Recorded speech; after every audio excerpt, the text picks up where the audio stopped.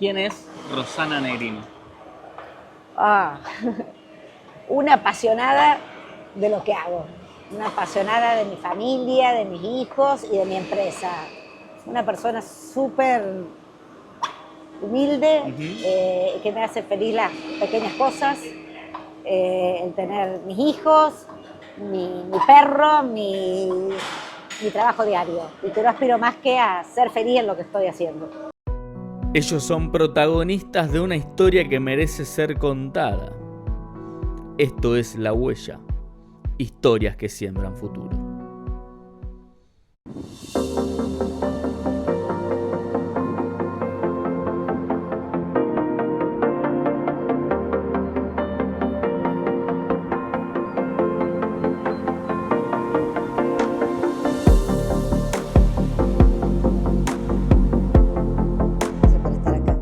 Rosana, estamos en Montemaíz, en la fábrica. ¿Qué sentís cuando estás en este lugar? Este es mi lugar en el mundo.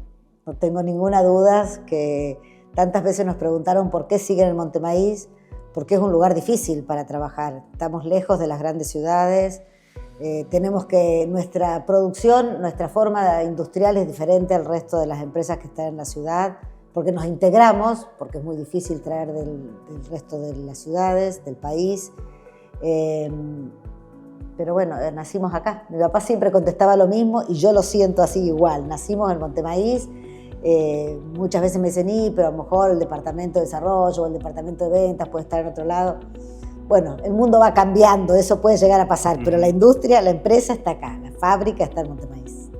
75 años de Agrometal.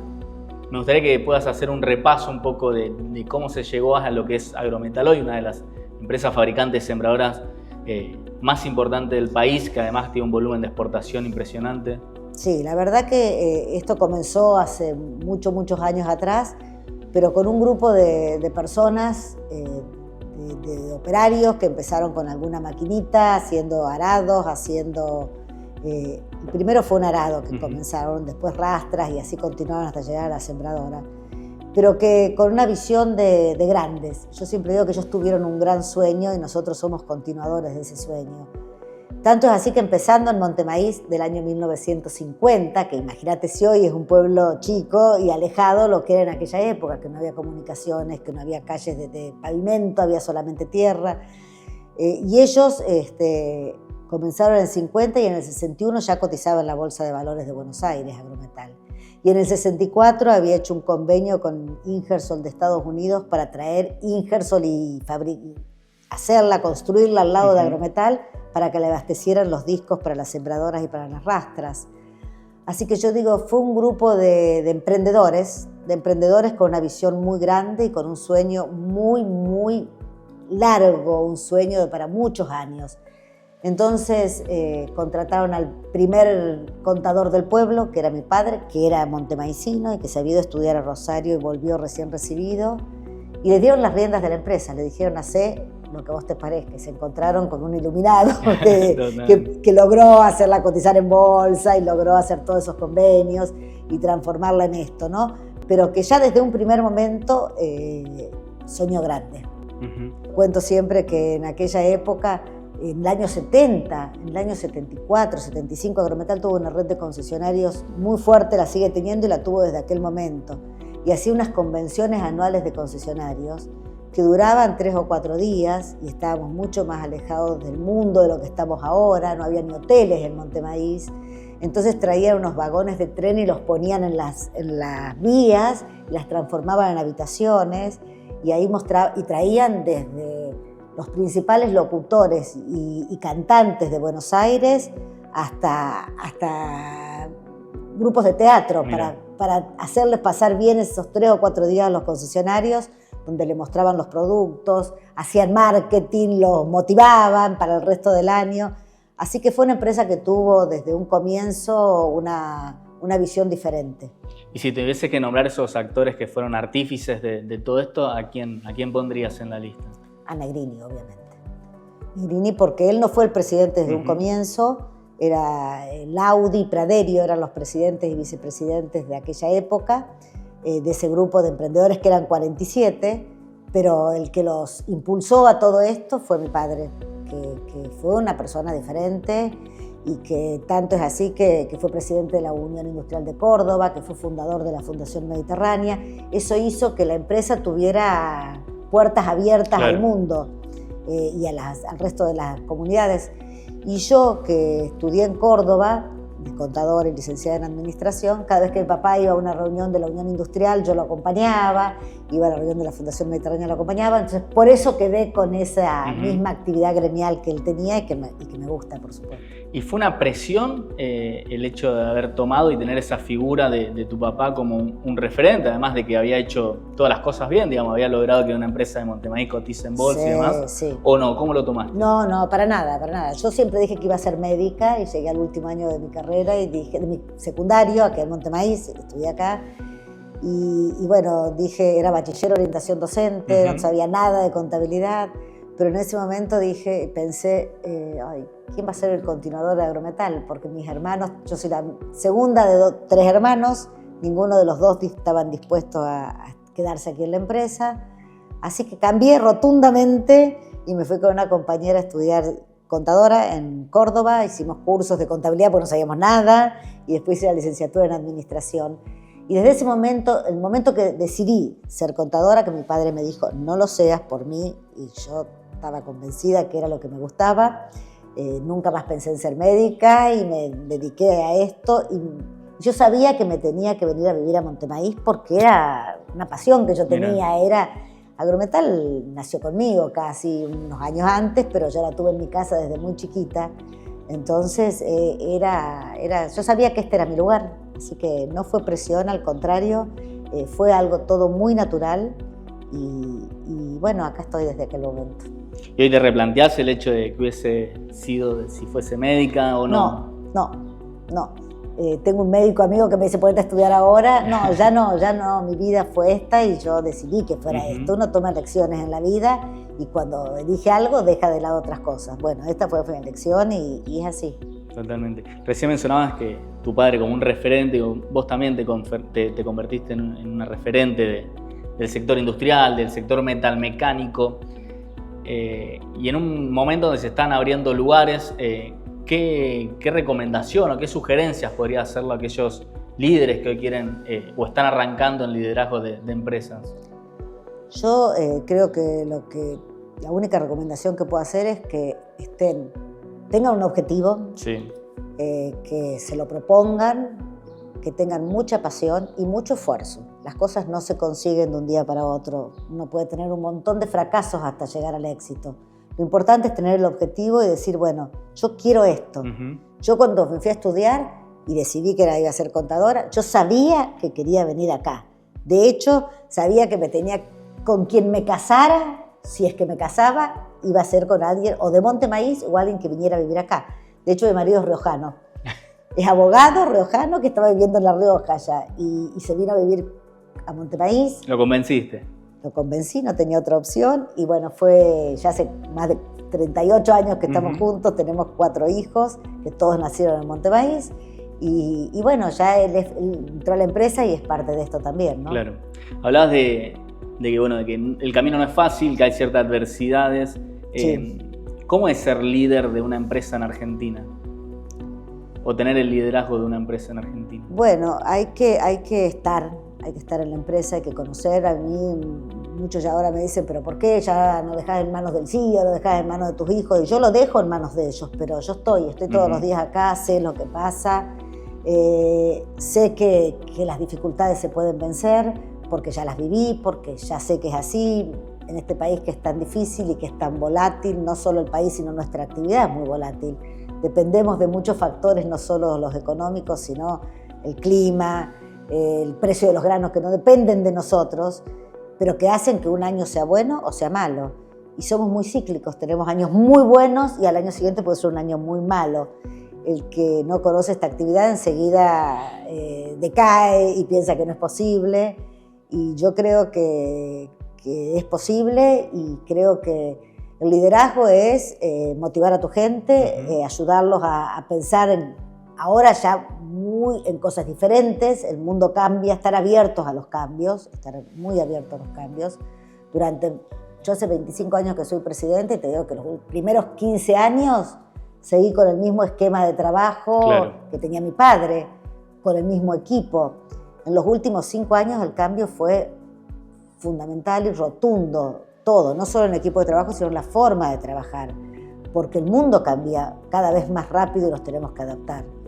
En aquella época teníamos un solo ingeniero, ahora estamos llenos de ingenieros en todas las áreas. Siempre tuvimos investigación y desarrollo. Esa fue una de las cosas que diferenció a Agrometal también del resto de las empresas que nacieron siendo muy chiquitas. Aquellos emprendedores siempre dijeron: nosotros vamos a desarrollar nuestras propias sembradoras, nuestros propios implementos. Buscaban el mundo y lo adaptaban al campo argentino, y eso fue lo que hizo que nuestras máquinas sean diferentes al resto de las máquinas, ¿no? Porque son de desarrollo propio. ¿Y cómo se hace para incorporar el cambio, para saber ver en qué momento hay que cambiar, teniendo en cuenta que es una empresa de 75 años, donde imagino que debe haber procesos también que ya eran una tradición? Bueno, el cambio cultural en la empresa no es fácil, porque tenés la gente más grande que siempre dice: yo siempre lo hice así, ¿por qué lo voy a hacer diferente? Pero también hay mucha rotación en los jóvenes y tenés un 50% de empleados que son menores de 30 y que te exigen el cambio, porque si no se van a buscar otra cosa, están muy exigentes al cambio. Y el cambio lo vemos estando en contacto continuo con nuestros clientes. Nosotros tenemos, por suerte, un cliente muy exigente, que es el hombre de campo, el productor, el contratista que usa nuestras máquinas, que está siempre buscando la rentabilidad, el sembrar mejor. Una siembra perfecta significa una buena cosecha. Somos el comienzo de toda siembra, de todo proceso. Entonces tenemos a nuestro cliente que nos exige y nos está siempre desafiando para que hagamos cosas nuevas y mejores. De hecho, también cambió eso. Hace muchos años atrás, una máquina duraba 10 años, un modelo de máquina. Lo íbamos ayornando, lo íbamos mejorando, íbamos haciéndole todas las mejoras que el uso nos iba exigiendo. Ahora necesitamos tener modelos nuevos muy rápidamente. Pasamos de la mecánica a la eléctrica, y estamos robotizando, y estamos con lo autónomo, y estamos con la inteligencia artificial, muy rápidamente, año a año. Entonces necesitamos ser muy dinámicos, estar muy, muy abiertos a los cambios. Rosana, a lo largo de estos 75 años, ¿cuál es el producto más icónico para la empresa? Pero en tu caso también, ¿cuál fue tu producto más icónico? Sí, no sé si para la empresa. Para mí, CAS, desde que yo estoy, es la TX, que en aquel momento fue TX Ole y después fue cambiando de nombre. Pero la gran TX de Agrometal fue la diferencia con el resto de las empresas del país. Fue una máquina de grano grueso que siempre se diferenció por su cuerpo, por su estructura, por su fortaleza y por su buena siembra. Así que de ahí surgieron muchísimos modelos después siguientes, modificados, con distintos nombres, pero el origen fue la TX. El origen fue ahí. Sí. Y hoy tienen una paleta impresionante de productos, pero además, digamos, con especificaciones en base a cada productor. Por supuesto. Nosotros ahora tenemos también, aparte de del tiro de punta, tenemos todo lo que es air drill, tenemos arroceras, tenemos para todos los cereales, pero a su vez son para cada cliente. Claro. Porque cada uno quiere con alguna diferenciación o con algún accesorio. Así que cuando vos ves la programación, las que están pintadas de otro color son las máquinas especiales y la mayoría están pintadas de otro color. Cada máquina tiene un nombre de un cliente, porque ya se fabrica para ese cliente con las necesidades que tenga. Así que ese es nuestro cliente, ese es nuestro productor que nos exige y nosotros le respondemos. O sea que hay una Agrometal como tantos productores hay. Por supuesto, hay una Agrometal para cada productor. Bien. Hablando de cambios, quería consultarte porque hace poco presentaron al nuevo CEO de la compañía, una figura que hasta el momento no estaba. ¿Cómo te llevas con la incorporación de ese puesto? Muy feliz, muy tranquila. Es la primera vez en la historia de Agrometal que hay un CEO que no es familiar, porque siempre lo fue mi padre y después lo fui yo. Esto me llevó un tiempo de reflexión hasta aceptar que teníamos que cambiar justamente. Mis hijos, del 4, tengo 2 que están en la empresa y una que ingresa a principio del año que viene, está recibiendo de ingeniera. Pero bueno, son muy jóvenes y cada uno está en un lugar diferente, en marketing, Pablo Anasol, que está en control de gestión y está viendo la empresa transversal, pero necesitábamos tener a alguien que viniera joven, con fuerza, y de otro mercado y de otro mundo, que fue justo lo que conseguimos, para que nos enseñe también a enfrentar los cambios que el mundo nos está llevando tan rápidamente. Así que con Adolfo nos conocimos ya hace más de un año, en agosto del año pasado tuvimos una entrevista de 2 horas y fue suficiente como para que entendiéramos nosotros, y él le pasó lo mismo, que teníamos los mismos valores, los mismos sueños y que podíamos trabajar juntos. Así que desde ese momento empezamos a organizarnos para que empezara en febrero de este año y fue todo muy natural, como fue el paso de mi padre a mí. Claro. Y como ahora yo lo estoy acompañando a Adolfo en este paso. Mencionaste que te llevó mucho tiempo de reflexión. ¿Qué puntos eran los que te hacían dudar o que no te terminaban de...? No, bueno, el de empoderar a alguien que tomara decisiones que en un momento yo tenía que saber que tenía que ir dejándolo hacer y que no fuera de la familia, fundamental, porque siempre habían sido de la familia, entonces tenías que encontrar a alguien, habíamos hecho muchas entrevistas y no lo encontrábamos, alguien que pensara y que sintiera como nosotros. Y bueno, encontramos a esta persona que nos pareció que era justo lo que Agrometal necesitaba y está con todo el poder y con nuestro acompañamiento. O sea, yo sigo siendo presidente y como verás estoy instalada aquí diariamente. Totalmente. Mencionaba esto del tema de la familia, el apellido. Digo, hay muchas empresas en el agro que son familiares y no todas logran trascender. Hay muchas que quedan en el camino justamente por estos temas de familia. ¿Cómo lo llevaron en el caso de ustedes? Mirá, yo creo que eso fue uno de los mayores éxitos que tuvimos, ¿no? Que tuve yo personalmente, porque cuando falleció mi papá, esa semana, ese día, el día que él murió, teníamos la primera entrevista con un asesor para empresas de familia. No pudo hacerlo porque falleció ese día, pero bueno, con más razón, entonces comenzamos nosotros el camino de la asesoría en empresas de familia, mis 2 hermanos, yo y mi madre, y lo hicimos durante un año, y eso hizo que pudiéramos acordar entre todos cómo iba a ser, protocolizar, cómo iba a ser el ingreso de los sucesores, cómo iba a ser la gestión entre nosotros.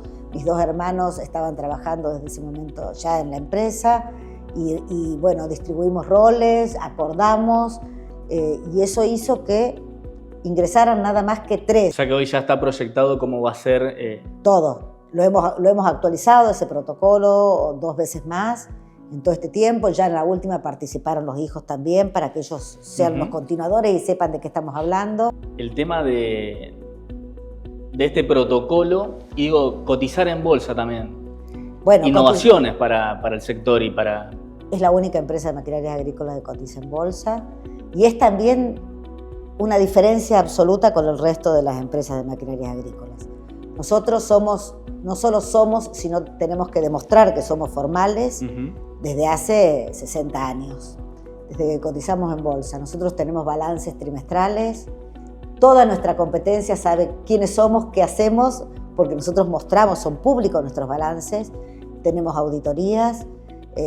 Tenemos un 45% de accionistas que no somos nosotros y que están en el mercado, un 44%. Entonces, tenemos que rendirles cuentas a ellos porque son tan dueños como somos nosotros. Claro. Cuando tenemos algún contacto con alguna empresa internacional, por supuesto, con la primera que quieren tener contacto es con Agrometal porque saben que somos lo que decimos. No tenemos nada oculto, acá no hay nada informal, acá es todo lo que muestran los balances.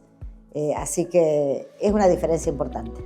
Bien, en estos 25 años como presidente, ¿cuál fue la decisión más difícil que tuviste que tomar al mando de la compañía?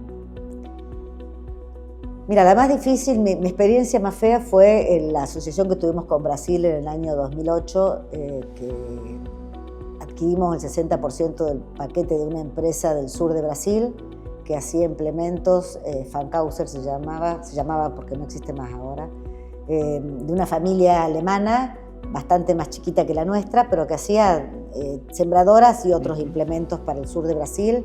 Y nuestra idea fue unirnos, inclusive no quisimos comprarlo todo porque queríamos tener esa patita en Brasil con un socio brasilero.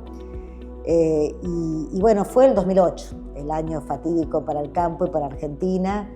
y que eso hizo que nosotros tuviéramos un montón de limitaciones ese año y el año siguiente con respecto a enviar dinero al exterior. Estaba todo trabado, había cepo, no nos dejaban mandar máquinas, y terminó siendo un fracaso en el año 2011, 2012. Bueno, en definitiva fue un fracaso y fue una de lo que más me dolió, lo que más me costó, tomar la decisión de venderle nuestra parte a nuestro antiguo socio, y bueno, fue una de las decisiones más feas. El resto, bueno, la vida, hubo años malos, hubo años con suspensiones, hubo años muy buenos, con gratificaciones y a todo el personal. Hubo cambios de equipos, hubo gente que se fue que me dolió mucho, o que se jubiló y que nos hizo hacer un cambio importante en el desarrollo, o en gente que tenía muchos años en la empresa. Pero bueno, son cosas diarias. Seguro. De la empresa y nada en especial. ¿Y qué aprendizaje te dejó lo del 2008? Y el 2008 me dejó el aprendizaje de que somos muy difícil como país, que para tomar decisiones hay que ser cautos, porque no solo depende de nuestras decisiones, sino que también depende bastante del país, de lo que te permite hacer. Por eso vamos muy despacio. Nosotros exportamos a los países vecinos, que sabemos que tenemos asistencia. Este año comenzamos a exportar, desde el año pasado, bien a Europa del Este, pero primero desarrollamos distribuidores en los países donde vamos, les enseñamos, los capacitamos, los traemos a la empresa porque sabemos que la atención al cliente es lo más importante. O sea, a ser como siempre fuimos, muy cautos, tranquilos, y estudiar bien las inversiones antes de hacerlas. Bien, y en ese momento, ¿qué fue lo que te permitió superar esa adversidad? ¿En qué te apoyaste? ¿En qué pilares? En el equipo que teníamos, en mi gente. Teníamos el contador que estaba en administración en ese momento, que hacía muchos años que estaba conmigo y que después se fue también porque se jubiló, y otro del contador fue el que hacíamos, ellos iban semanalmente a Brasil, yo iba una vez por mes. Así que juntos tomamos la decisión, juntos nos dolió, juntos habíamos tomado la primera decisión. Y el equipo que teníamos acá, porque también, bueno, desarrollo, seguridad, higiene, recursos humanos, trabajábamos en equipo, todos los que estábamos acá íbamos a llevar. Pero bueno, estamos muy lejos también de todo. Cada viaje, ir en avión no se puede ir, porque tenemos que ir a una ciudad para hacerlo. Cada viaje significaba 12 horas de viaje para estar allá 2 o 3 días y volver. Nuestros camiones para ir allá llevaban 2 días de viaje, así que fue una experiencia difícil, pero que nos dejó muchas cosas. ¿Y hoy hay posibilidad o se está pensando en algún partner dentro de Latinoamérica? Sí, no sé si dentro de Latinoamérica o si en Europa, pero estamos ahora pensando. El mundo cambió mucho, claro, desde el 2008 hasta ahora.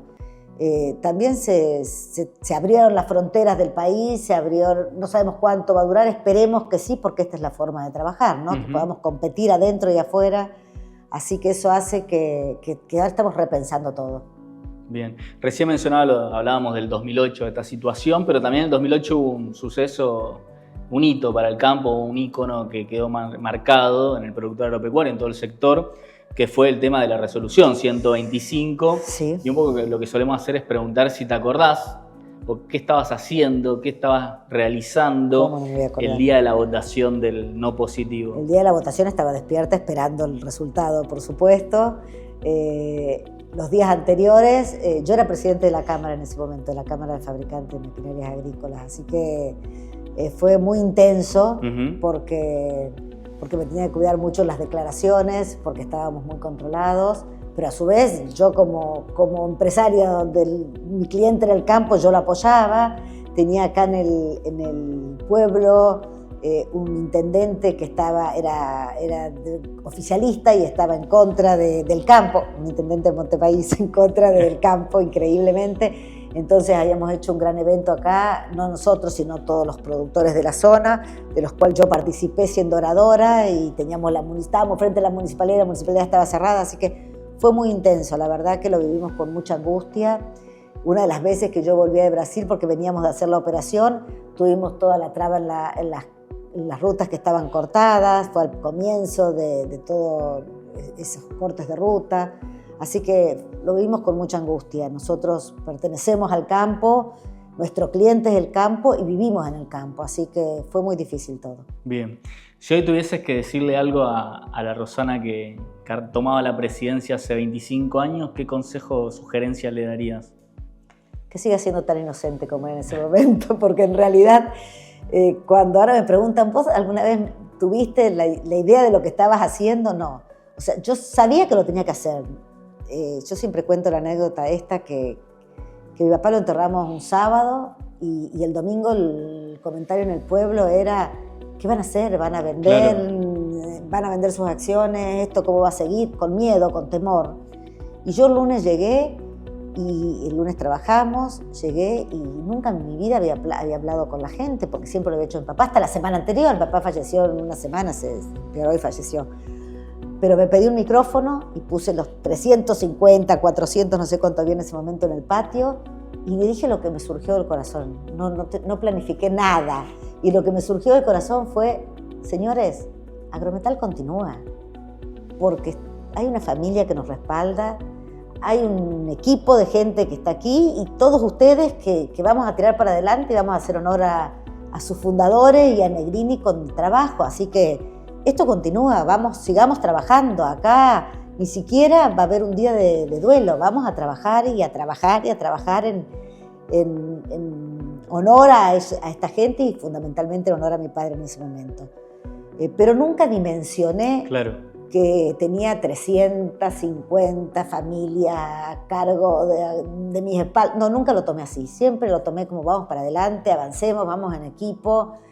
Y ahora más grande me pongo a pensar que yo era muy joven, tenía 39 años, tenía 4 niños chiquitos. El pueblo me ayudó mucho, mucho, mucho. Yo tenía 2 chicos que ya empezaban el secundario, pero una estaba con... soy muy mamá.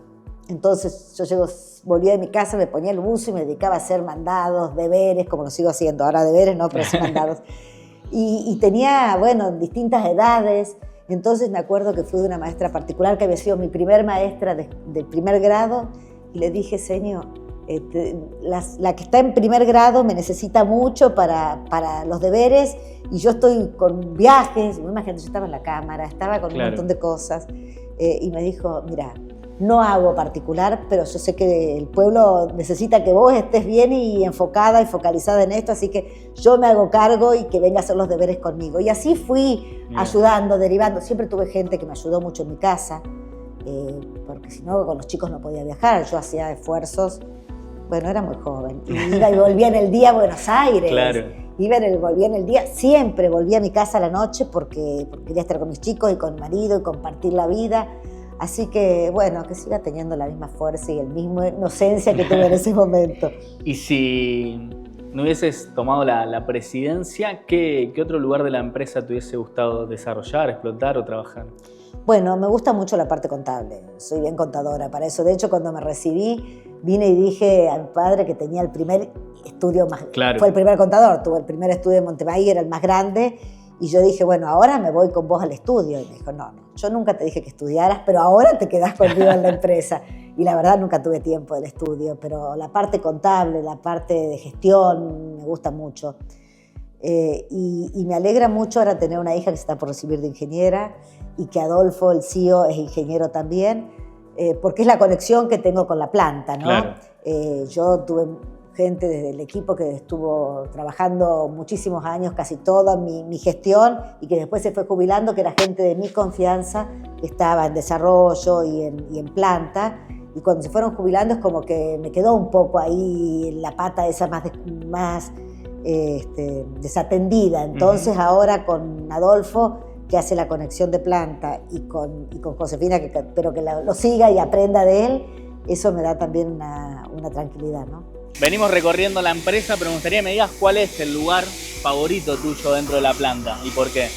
Y el lugar es porque es una confusión de venir de todas las partes pintadas. Acá empieza la línea móvil de un tipo de máquina, sí, y esta es la otra parte que es la línea fija de las vidrieras. Así que acá tenemos el corazón de la empresa. Acá está toda nuestra gente y acá están todos nuestros desarrollos. Este es el corazón de la empresa. Rosana, ¿cómo ves a Agrometal dentro de 10 años?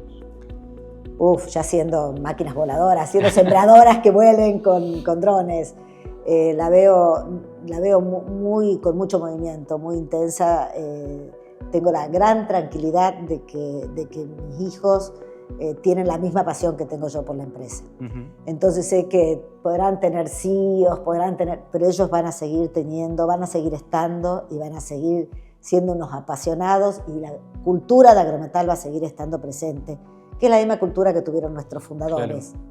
Ayornada, mejorada, modernizada, pero con los mismos valores que tuvieron ellos, y estoy segura que mis hijos los van a continuar. Rosana, y vuelvo un poquito para atrás porque en un momento dijiste, Montemaíz sentía que me tenía que apoyar o que me necesitaba al 100 para poder sacar adelante Agrometal. Te la invierto la pregunta ahora. Agrometal, ¿qué tiene para darle a Montemaíz? Y Agrometal le dio todo a Montemaíz. Montemaíz vive teniendo la gran semillita de Agrometal e hizo de Montemaíz un pueblo de emprendedores, una localidad diferente al resto. Si ustedes ven por la ruta la cantidad de concesionarias que hay, acá tenemos la mayor concesionaria Renault del país, tenemos la mayor concesionaria de maquinarias agrícolas de distintas multinacionales, que son los número 1 de venta en el pueblo. Tenemos TIM, tenemos empresas de desarrollo, de tecnología. La verdad que yo creo que el gen del emprendedurismo nació desde Agrometal. Y eso ha hecho que la gente se esforzara. La mayoría de la gente que ha pasado por Agrometal han tenido hijos y nietos que han trabajado aquí, pero que han visto fundamentalmente a sus padres levantarse a las 4 de la mañana. La cultura del esfuerzo y del trabajo que sembró Agrometal en Montemaíz no lo sembró ninguna empresa de la zona. Eso hace que acá la gente, es un pueblo aburrido, porque acá la gente a las 12 de la noche está durmiendo porque todo el mundo trabaja, todo el mundo madruga. A las 7 de la mañana Montemaíz es una ciudad en movimiento, y esa es la cultura del esfuerzo que sembró Agrometal. De hecho, acá no hay subsidios, acá no hay desempleo, porque si no es en Agrometal, es en Ingersoll o en cualquier otra empresa de la localidad, la gente tiene trabajo. De hecho, tenemos mucha rotación entre las empresas. Y a su vez, Agrometal socialmente, ayuda desde tener un supermercado, tuvo una clínica en su momento, ayudó a construir la escuela y tiene una escuela propia. En Agrometal estamos asociados con un secundario de adultos y con un primario de adultos, y desde hace más de 2 años le damos a nuestros empleados la posibilidad de que terminen su primario, su secundario, y a su vez estamos asociados con la Universidad Tecnológica de Villa María y damos mecatrónica a nuestros empleados.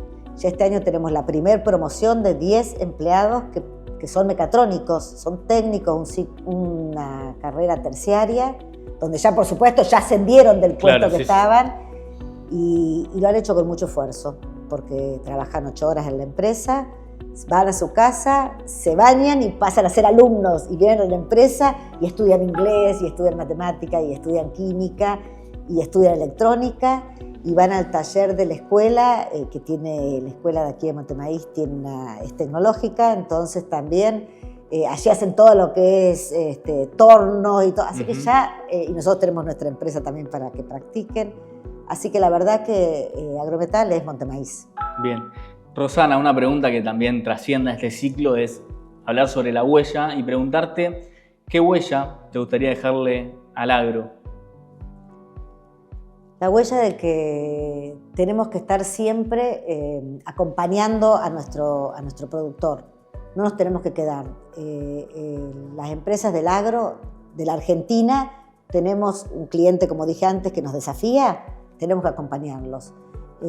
Argentina en el mundo es muy conocido por sus maquinarias agrícolas. Nosotros podemos competir con cualquier empresa multinacional por nuestro productor. Entonces tenemos que estar siempre cerca de ellos y juntos trabajar para tener la mejor siembra, la mejor cosecha. El mundo necesita alimentos. Argentina tiene las tierras, tiene el productor y tiene las máquinas. Así que nuestra huella es alimentar al mundo. ¿Y cómo viene ese trabajo? Muy bien, muy bien. Creo que somos un partícipe importante en el mundo del alimento y tenemos que seguir incrementando. Los gobiernos de Argentina no nos tienen que dar subsidios, nos tienen que dejar trabajar y no ponernos trabas para que alimentemos el mundo. Gracias, Rosana. Gracias a ustedes.